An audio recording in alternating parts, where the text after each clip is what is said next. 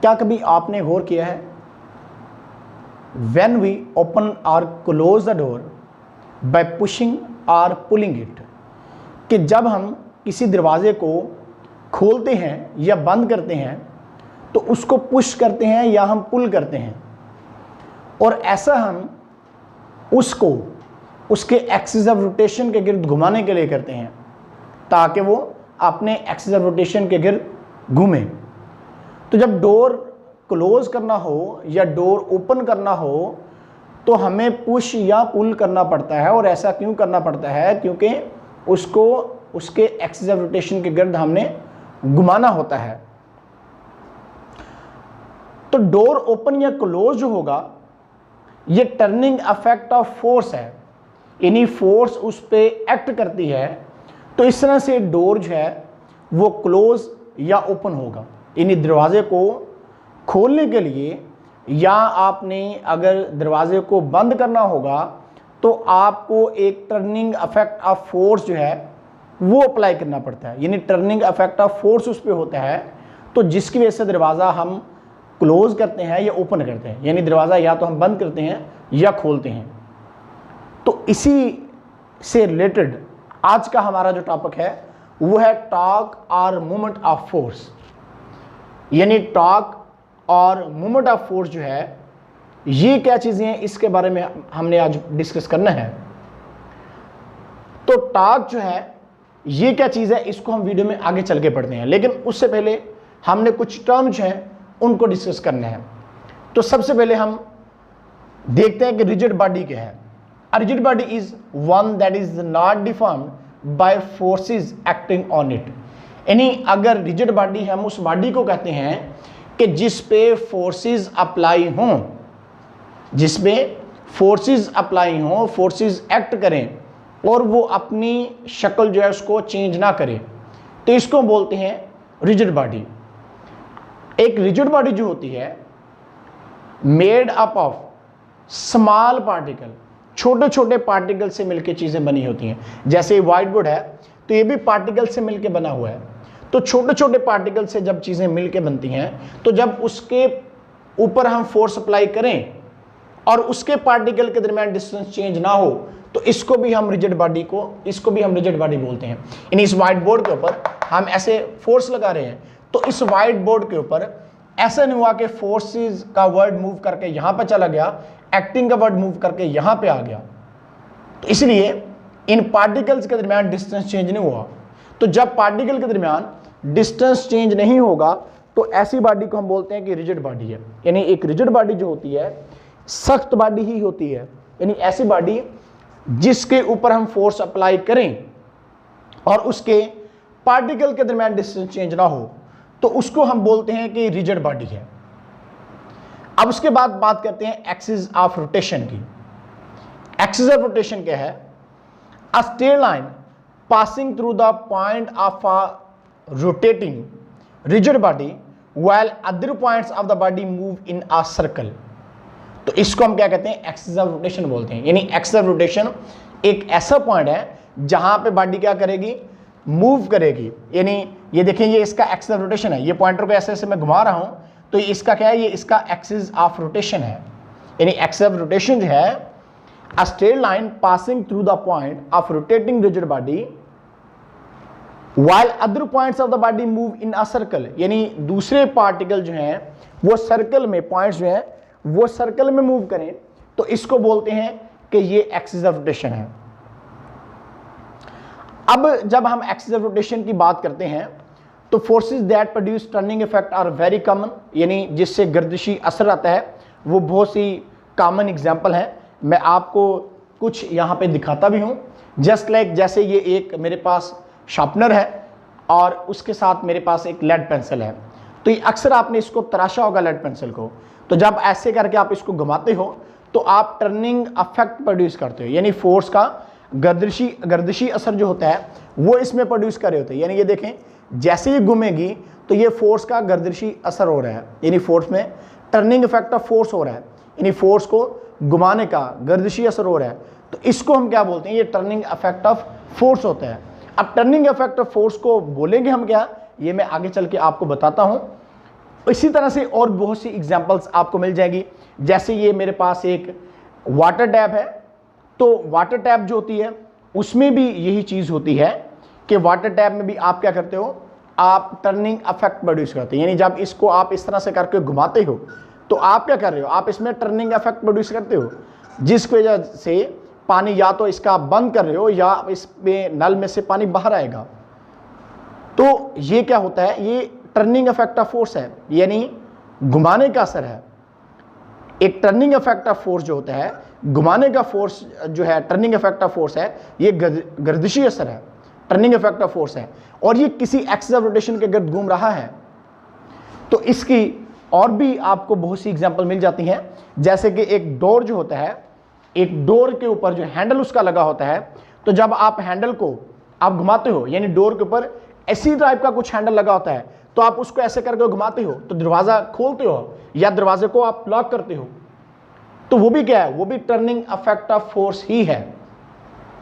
अब डोर का जो हैंडल होता है वो आपने अक्सर देखा होगा कि जस्ट लाइक आप समझें कि जैसे ये मेरे पास डोर है, यानी ये एक दरवाजा मेरे पास है और ये इसका एक्सिस ऑफ रोटेशन है, और हैंडल इसका लगा होता है यहां पे, इसका हैंडल यहां पे करके लगा होता है। तो ये हैंडल को बाहर की तरफ लगाने का मकसद ये होता है कि ताकि आप इसको आसानी के साथ आप इसको दरवाजे को खोल या बंद कर सको, इसको इसके एक्सिस ऑफ रोटेशन के गिर्द आप घुमा सको। तो एक्सिस ऑफ रोटेशन के गिर्द घुमाने के लिए ही इस डोर का हैंडल जो है वो जरा यहां से एक्सिस ऑफ रोटेशन से थोड़ा दूर करके लगाया जाता है, ताकि थोड़ी फोर्स से भी आप डोर को ओपन कर सको या आप डोर को क्लोज कर सको। तो जो मैं बार बार टर्निंग इफेक्ट ऑफ फोर्स का वर्ड यूज कर रहा हूं, तो इसके लिए हम अब नेक्स्ट पढ़ते हैं टॉर्क। टॉर्क जो है ये टाउ वर्ड से ड्राइव किया गया है। तो टॉर्क जो है ये turning effect of force is called torque, or moment of force भी इसको हम बोलते हैं। यानी किसी फोर्स का जो गर्दिशी असर होता है उसी को हम टॉर्क का नाम देते हैं। टर्निंग इफेक्ट ऑफ फोर्स, जैसे कि मैं बता रहा था कि डोर का हैंडल जो है वो आउटर एज पे जाके, यानी बाहर की तरफ जाके लगाया जाता है। उसकी रीजन यही होती है कि आप उसको इजीली, आप उसको आसानी के साथ आप उसमें टर्निंग इफेक्ट ऑफ फोर्स कर सको, आप आसानी के साथ उसमें टॉर्क प्रोड्यूस कर सको। तो हम सुबह से लेकर शाम तक टॉर्क प्रोड्यूस करते हैं बहुत सी जगहों पे, और आपको ये पता नहीं चलता कि हम टॉर्क प्रोड्यूस कर रहे हैं। जैसे एक डोर का हैंडल को आप घुमाते हो, आप डोर को मूव कर रहे हो तो टॉर्क प्रोड्यूस कर रहे हो, आप टर्निंग इफेक्ट ऑफ फोर्स कर रहे हो, यानी फोर्स के गर्दिशी असर को आप प्रोड्यूस कर रहे हो। तो turning effect of force is called torque, यानी टर्निंग इफेक्ट, यानी टर्न करने का जो इफेक्ट ऑफ फोर्स होगा उसी को कैसे का नाम देते हैं, उसको हम टॉर्क या मूवमेंट ऑफ फोर्स का नाम देते हैं। मैथमेटिकली इसको कैसे लिखेंगे, तो मैथमेटिकली लिखने का तरीका ये है, torque is equal to force multiply moment arm. अब मोमेंट आर्म क्या चीज है, तो मोमेंट आर्म को सबसे पहले हमें डिफाइन करना पड़ेगा ताकि आपको समझ आए कि टॉर्क जो है वो फोर्स मल्टीप्लाई मोमेंट आर्म जो है ये क्या है। तो मोमेंट आर्म जो है ये परपेंडिकुलर डिस्टेंस होता है from the axis of rotation to line of action. तो इसका मतलब लाइन ऑफ एक्शन के बारे में पहले आपको बताएं कि लाइन ऑफ एक्शन क्या चीज है। अब जरा ध्यान से समझिएगा, जैसे कि ये पॉइंटर है, इसको मैं घुमा रहा हूं ऐसे, तो जिधर से मैं फोर्स इस पे अप्लाई कर रहा हूं ये लाइन ऑफ एक्शन होती है। The line along which force act, यानी जिस लाइन जो है जिस पे फोर्स एक्ट कर रही है, जैसे मैं यहां पे पॉइंटर पे फोर्स लगा रहा हूं तो ये लाइन ऑफ एक्शन होगा, और जिस पॉइंट पे ये पॉइंटर मूव कर रहा है ये इसका कहलाएगा एक्सिस ऑफ रोटेशन। ये इसका एक्सिस ऑफ रोटेशन है, और जिधर से आप फोर्स अप्लाई कर रहे हो, जिधर से आप फोर्स इस पे एक्ट करवा रहे हो, तो वो क्या है, वो है लाइन ऑफ एक्शन। इसको मजीद जरा देखिएगा, मेरे पास यहां पे कुछ स्पाइनर हैं, तो इसमें मैं आपको दिखाता हूं जरा कि किस तरह से हम टर्निंग इफेक्ट और मोमेंट आर्म को आपको आसानी के साथ समझा सकते हैं। अब देखिएगा जरा ध्यान से यहां पे कि ये मेरे पास एक नट है, तो इसको अगर मैंने खोलना हो तो मैं इसके अंदर ऐसे करके इसको रख देता हूं। जब इसको ऐसे करके इसके अंदर, रख देता हूं तो इससे नट खोलना हमारे लिए आसान हो जाता है। तो ये इसका एक्सिस ऑफ रोटेशन है, ये इसका पिवट पॉइंट है, ये इसका एक्सिस ऑफ रोटेशन है। और जिधर से मैं फोर्स अप्लाई कर रहा हूं ये पॉइंट इसका ये लाइन ऑफ एक्शन कहलाएगा। और एक्सिस ऑफ रोटेशन और लाइन ऑफ एक्शन के दरमियान ये जो परपेंडिकुलर डिस्टेंस है इसको बोलते हैं moment arm. The perpendicular distance between the axis of rotation and line of action is called moment arm. यानी एक्सिस ऑफ रोटेशन और लाइन ऑफ एक्शन के दरमियान जो परपेंडिकुलर डिस्टेंस है इसको हम बोलते हैं एक्सिस ऑफ रोटेशन। यानी इधर से मैंने फोर्स अप्लाई किया, इधर से एक्सिस ऑफ रोटेशन ये है, और एक्सिस ऑफ रोटेशन और लाइन ऑफ एक्शन के दरमियान जिधर से आपने फोर्स अप्लाई किया, ये फोर्स अप्लाई कर रहे हो, जिधर से आपने फोर्स अप्लाई किया और जिस पॉइंट पे ये नट जो है ये रोटेट कर रहा है, ये इसका एक्सिस ऑफ रोटेशन है। तो इसके दरमियान जो परपेंडिकुलर डिस्टेंस है लाइन ऑफ एक्शन और एक्सिस ऑफ रोटेशन के दरमियान जो परपेंडिकुलर डिस्टेंस है इसको हम बोलते हैं कि ये मोमेंट आर्म है। यानी perpendicular distance between the axis of rotation and line of action is called moment arm. तो ये मोमेंट आर्म कहलाएगा।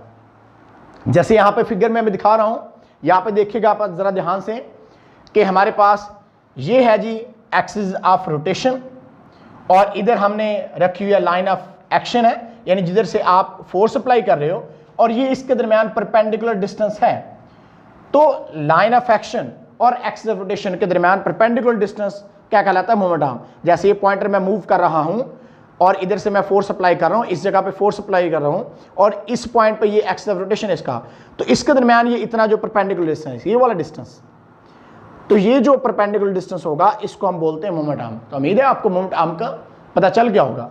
और लाइन ऑफ एक्शन का आपको बता दिया, एक्सिस ऑफ रोटेशन का बता दिया कि जिस पॉइंट पे बॉडी रोटेट करती है वो उसका एक्सिस ऑफ रोटेशन है, और जिधर से आप फोर्स अप्लाई कर रहे हो वो उसका लाइन ऑफ एक्शन होता है। और मोमेंट आर्म का भी आपको बता दिया कि perpendicular distance between the axis of rotation and line of action is called moment arm. तो इसको मोमेंट आर्म का नाम देते हैं। और यहाँ फिगर में मैंने बता दिया है कि ये इसका एक्सिस ऑफ रोटेशन है, ये लाइन ऑफ एक्शन है, और उसके बाद आप इस पे फोर्स अप्लाई कर रहे हो। तो जब इस पे फोर्स अप्लाई करोगे तो ये लाइन ऑफ एक्शन है जिधर से आप फोर्स अप्लाई कर रहे हो, ये इसका पॉइंट एक्सिस ऑफ रोटेशन है, यानी ये इसका एक्सिस ऑफ रोटेशन है और ये लाइन ऑफ एक्शन है। इसके दरमियान जो ये परपेंडिकुलर डिस्टेंस है इसको हम बोलते हैं मोमेंट आर्म। तो ये होता है इसका मोमेंट आर्म। अब वापस आते हैं टॉर्क पे। तो टॉर्क को मैंने बोला turning effect of force is called torque, और torque is equal to force multiply moment arm. यानी torque is equal to force multiply moment arm. तो आप देखिए जरा ध्यान से, ये इसका एक्सिस ऑफ रोटेशन है जैसे मैं अभी स्पैनर में दिखा भी रहा था, और इधर से आप फोर्स अप्लाई कर रहे हो। ये एक छोटा स्पैनर मेरे पास है, इस तरह से एक बड़ा स्पैनर है। तो ये इनके दरमियान जो एक्सिस ऑफ रोटेशन और लाइन ऑफ एक्शन के दरमियान जो फासला है इसको हम बोलते हैं ये मोमेंट आर्म है। तो ये मोमेंट आर्म का समझ आ गया आपको। फोर्स को मल्टीप्लाई मोमेंट आर्म से करेंगे तो टॉर्क प्रोड्यूस हो जाएगा, टर्निंग इफेक्ट आ जाएगा बॉडी में। Torque is equal to force multiply moment arm. आपने अक्सर देखा होगा कि जो बस वगैरह होती है, बड़ी गाड़ी होती हैं, उसको खोलने के लिए वो बड़े बड़े स्पाइनर यूज कर रहे होते हैं। अब उससे उनको खोलना आसान हो जाता है क्योंकि जैसे ही मोमेंट आर्म बढ़ेगा टर्निंग इफेक्ट ज्यादा आ जाएगा। अब क्योंकि टॉर्क डिपेंड करता है, दो चीजों पे टॉर्क डिपेंड कर रहा है। एक टॉर्क डिपेंड करता है फोर्स पे और दूसरा किस पे डिपेंड कर रहा है? मोमेंट आर्म पे। यानी अगर आप फोर्स बढ़ाते हो तो तब भी टॉर्क बढ़ेगा, अगर आप मोमेंट आर्म को बढ़ाओगे तो तब भी टॉर्क बढ़ेगा। यानी टॉर्क जो है वो डिपेंड करता है फोर्स और मोमेंट आर्म पे। अगर आप टॉर्क जो है वो बढ़ जाएगा अगर आपने फोर्स बढ़ा दिया है, यानी ज्यादा फोर्स अप्लाई कर दिया है, तब भी टर्निंग इफेक्ट ज्यादा आ जाएगा। और अगर आपने मोमेंट आर्म बढ़ा दिया है तो इस सूरत में भी क्या हो जाएगा? इस सूरत में भी टॉर्क जो होता है वो ज्यादा हो जाता है। जैसे कि यहाँ पे मेरे पास 3-4 स्पाइनर हैं, इनके थ्रू मैं दिखाता हूँ आपको। ये सबसे छोटा स्पाइनर है, ये छोटे नट खोलने के लिए हम इस्तेमाल करते हैं। अब एक बड़ा नट है तो उसको खोलने के लिए आपको ये स्पैनर यूज करना पड़ेगा, उससे बड़ा नट है तो आपको ये स्पैनर यूज करना पड़ेगा, उससे बड़ा नट है तो आपको ये स्पैनर यूज करना पड़ेगा। अब देखिए मोमेंट आर्म सबसे ज्यादा किसका मोमेंट आर्म है? सबसे ज्यादा मोमेंट आर्म इसका है, उससे कम मोमेंट आर्म इसका है, उससे कम मोमेंट आर्म इसका है, उसके कम मोमेंट आर्म इसका है। तो जिसका मोमेंट आर्म अगर कम होता जाएगा तो टर्निंग इफेक्ट ऑफ फोर्स भी कम होता जाएगा। लेकिन अगर मोमेंट आर्म जो हो वो ज्यादा हो जाए या कि आपके पास फोर्स ज्यादा अप्लाई कर दो तो दोनों सूरतों में क्या हो जाएगा, दोनों सूरतों में ये हो जाएगा कि आपके पास टॉर्क जो होता है वो बढ़ जाता है, टर्निंग इफेक्ट ऑफ फोर्स बढ़ जाता है, क्योंकि turning effect of force depend किस पे कर रहा है। यानी जैसे यहां पे मैंने ये नट खोलने के लिए इसको इस्तेमाल करता हूं, तो ये इसका लाइन ऑफ एक्शन है जिधर से आपने फोर्स अप्लाई करनी है, ये इसका एक्सिस ऑफ रोटेशन है जिसमें इसको नट रखा हुआ है, ये मूव करेगा, तो इसके दरमियान ये परपेंडिकुलर डिस्टेंस क्या कहलाएगा, ये मोमेंट आर्म कहलाएगा। तो इसलिए इतना क्या है, इसका मोमेंट आर्म है। तो अब अगर स्पाइनर का मोमेंट आर्म बढ़ता है तो आपको समझ आ गई होगी कि जब नट जल्दी खुल जाएगा तो आपने अगर नट को जल्दी खोलना है तो आपको क्या करना पड़ेगा, आपको मोमेंट आर्म बढ़ाना पड़ेगा, आपको फोर्स बढ़ानी पड़ेगी। तो इसलिए मैंने बताया था कि बस जो होती है उनके नट बड़ी टाइटली, बड़े नट होते हैं, टाइटली उनको जो है वो किया होता है, टाइट किया होता है, तो उनको खोलने के लिए हमें बड़ा स्पाइनर यूज करना पड़ता है, इसलिए बड़े स्पाइनर के साथ उसको आसानी के साथ खोल सकते हैं। अब अगर उन नट को आप इस स्पाइनर से खोलना चाहो तो आप नहीं खोल पाओगे, ये टूट जाएगा। तो इसलिए जब मोमेंट आर्म बढ़ता है या फोर्स बढ़ती है, दोनों सूरतों में टॉर्क क्या होगा, टॉर्क जो होगा वो बढ़ेगा, क्योंकि टॉर्क डिपेंड करता है, एक तो फोर्स पे डिपेंड करता है और दूसरा किस पे डिपेंड करता है, दूसरा मोमेंट आर्म पे डिपेंड करता है। तो इसलिए जो टॉर्क होगा, याद रखेगा, ये फोर्स के बढ़ने से भी टॉर्क बढ़ेगा और मोमेंट आर्म के बढ़ने से भी टॉर्क क्या होगा, बढ़ेगा। अब टॉर्क के यूनिट की तरफ आते हैं। तो टॉर्क जो है वो, एक तो बात आप याद रखें, टॉर्क एक वेक्टर क्वांटिटी है, क्योंकि इसकी मैग्नीट्यूड भी है और इसकी डायरेक्शन भी है। अब इस यूनिट क्या होगा, फोर्स को हमें पता है हम न्यूटन में लेते थे, और ये बेसिकली लेंथ ही है ना, क्योंकि मैंने मोमेंट आर्म की डिफाइन में बोला था perpendicular distance between the axis of rotation and line of action. यानी परपेंडिकुलर डिस्टेंस, डिस्टेंस क्या होता है, लेंथ होता है, तो लेंथ का यूनिट किस में होता है, लेंथ को हम मीटर में लेते हैं, तो इसलिए इसका यूनिट क्या बन जाएगा, न्यूटन मीटर इसका यूनिट आ जाएगा। अब टॉर्क जो होगा वो 1 न्यूटन मीटर होगा, या कब होगा, torque of 1 newton metre is caused by 1 newton force acting perpendicular to 1 metre moment arm. यानी अगर टॉर्क 1 न्यूटन मीटर है तो इसका मतलब ये होगा कि आपने 1 न्यूटन की फोर्स अप्लाई की है परपेंडिकुलर, और 1 मीटर का मोमेंट आर्म है, यानी उसकी लेंथ कितनी है, 1 मीटर है, और आपने 1 न्यूटन की फोर्स अप्लाई की है, तो तब आपका जो टॉर्क प्रोड्यूस होगा वो 1 न्यूटन मीटर होगा। तो उम्मीद है इस बात की भी आपको समझ आ गई होगी। तो ये टॉर्क के बारे में मैं बता रहा हूं, और बड़ी अहम चीज़ है टॉर्क। अब टॉर्क मैक्सिमम कब होगा, मिनिमम कब होगा, इसको भी मैं आपको बता देता हूं। तो टॉर्क मैक्सिमम तब होगा जब हमारे पास एंगल जो होगा वो 90 डिग्री बनेगा, यानी एंगल का 90 डिग्री बनना ही टॉर्क को मैक्सिमम करेगा। एक तो मैंने आपको बोला कि टॉर्क मैक्सिमम होगा जब फोर्स बढ़ेगी तब भी टॉर्क बढ़ेगा, लेंथ यानी मोमेंट आर्म बढ़ेगा तो तब भी टॉर्क बढ़ेगा। दूसरी बात यह है कि torque is equal to F cross L है। तो ये चीज आप हायर क्लासेस में जाके पढ़ोगे, क्रॉस प्रोडक्ट जब होता है हमारे पास तो इस सूरत में क्या चीज आती है। तो सिंपली यहां पे मैग्नीट्यूड की बात करते हैं, लेकिन जब हायर क्लासेस में आप पढ़ते हो जाके तो टॉर्क जो है ये वेक्टर क्वांटिटी है, तो हम इसके ऊपर वेक्टर का निशान लगाते हैं, बार लगाते हैं, तो FL साइन ऑफ थीटा इसकी मैग्नीट्यूड आ जाएगी।